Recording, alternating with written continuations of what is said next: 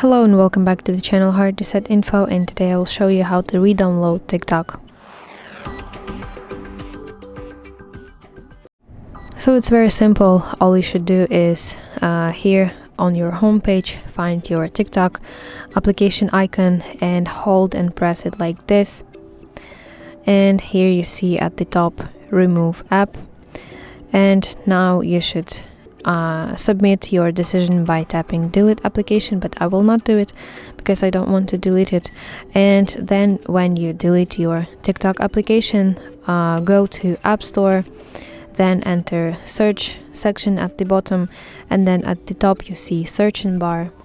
Here type TikTok, tap search button, and here find TikTok, and you should have here a download button. But since I have TikTok on my device, I will see update or open.